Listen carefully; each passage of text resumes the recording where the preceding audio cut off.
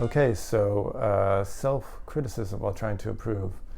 There are quite a few things that I think about in doing that, but I'll give you a shorter version. So one thing is that self-criticism, in my view, at least for myself, must be useful. In other words, you don't want it to be skillful. It should be to the extent that it produces a desired result.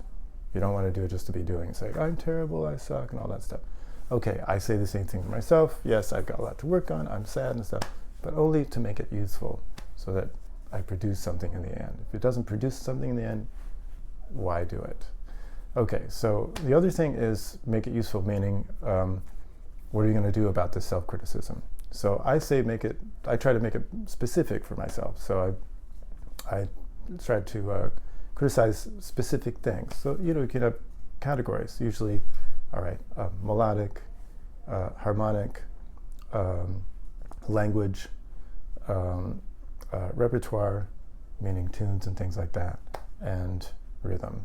All right, at least those 5 things. And then subcategories for those. You have to make them for yourself. I don't have time to say them, but under those, then I'll start criticizing myself.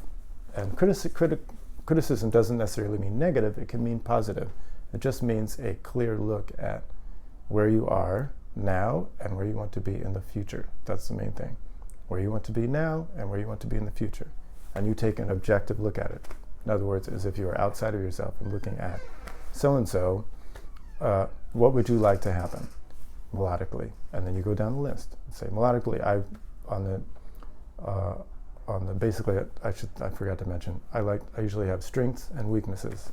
So I usually make a category for myself, and I usually kind of assess myself every 3 to 6 months, sometimes more. But so I write down strengths in all these categories are blah, blah, blah, blah, blah. Weaknesses are blah, blah, blah, blah, blah. Then I have, after that, these things are not useful unless you decide what you're going to do about them and when you're going to do it. So I usually have, I'm going to do such and such about this thing. And the progress I would like to make, I'd like to see some progress in 3 months, 6 months, a year. Usually I might set a long goal for myself, might be a year, but I still take a look every few months to see what's happening. And you have to reassess it, and say, okay, this is pretty good, this is what happens, I need to reassess the way that I'm dealing with it.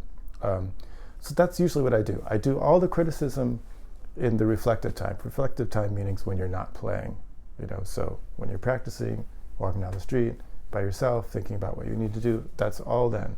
When you play, no criticism. You don't want any of that. Open, non-critical mind, just do, right? No reflection, do, get it done. You do that all on the, off the bandstand. So that's a quick answer to your question.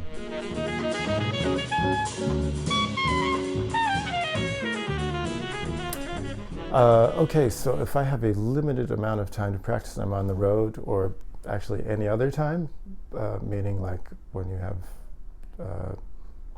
family or anything else going on in your life. So I'll say for myself, the first thing I usually do is I practice a warm-up routine, which I do anyway, but if I have limited time, that's the first thing I do. Let's say, for example, you got half hour or 45 minutes. I instantly go to that. So I start with the metronome at 30. If you have a metronome that goes slower, that's great. I usually start at 30 with playing eighth notes at 30. Sometimes slower. I might do quarter notes if I'm really feeling rough, but I'll start there. And I usually do at least 4 scale exercises, and I do all 4 at that speed, and then I speed up from there. So then I'll do basically about eighth notes and eighth note triplets, then 16th notes, 16th note triplets, and then 32nd notes. And then at that point, I stay at 32nd notes at 30, and then gradually move on up faster.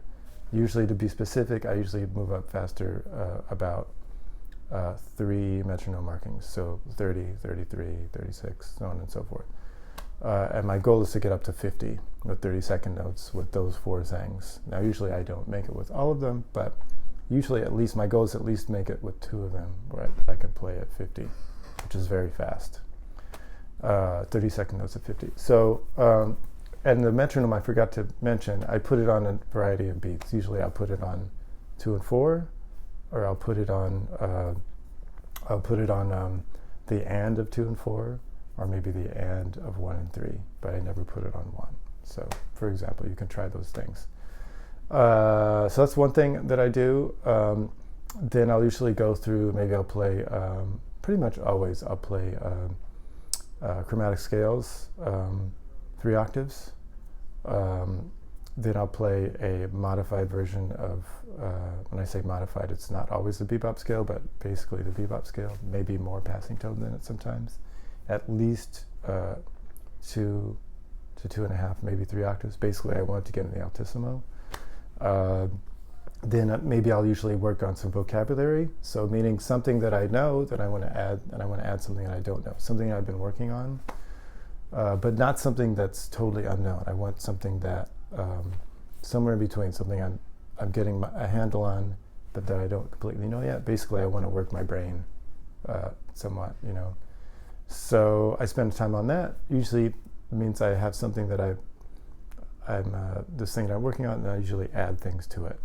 And I'll usually try to do it in a few keys, not necessarily all keys. In other words, I won't take one thing and take it through all 12 keys. I usually take this thing within a few keys and add something to it. But basically what I want is this line, and I add variations to it, you know. But I want the variations to be very close. But I want to be able to get into detailed variations. Might do that for 15 minutes or something. Basically, I just want to get to something, but that's what I usually do. I forgot there's something else that I was thinking of, but that's basically it when I don't have much time. Oh yeah, the other thing is I forgot. I might take a tune and either blow a little bit on it or just take the melody, let's say it's a bebop melody or something like that, and at least take it through a few keys, just to get myself more nimble, get my ears going. I also might play through some large intervals, maybe a scale in tenths or a scale in ninths, meaning like if you're playing B major, I might play B in the low register, then C sharp, a ninth up, then down to D sharp, up to E, down to F sharp, up to G sharp, so on and so forth. And I'll do the same thing going down. You know? So for example, some things like that. Reasonably slowly, basically the point of that is to try and stay in tune with yourself. You know, was one of the issues with the saxophone, is it's very expressive and it doesn't want to be in tune with itself. So when you do that, play large intervals, you practice hearing the size of the intervals. And while I do that, what I'm trying to do is maintain the same tone quality and the same intensity of the notes as I play through it. Why? Because when you play larger intervals, clearly you get a different amount of pressure on the lower notes than you get on the higher notes, and it's very clear when you're not doing it. So, that's why you do it on a scale too, something that you can easily manage, and you can concentrate on your sound, your airflow. That's the main thing you want to do with that, is make sure that you have the right speed of air so that the notes come out in the same size, same intensity, and right intonation. So that's it.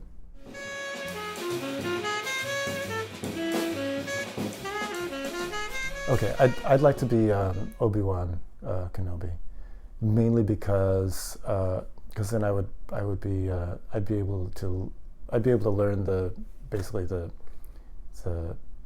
martial art spiritual practice of that time period, and that's the thing I'd kind of be into.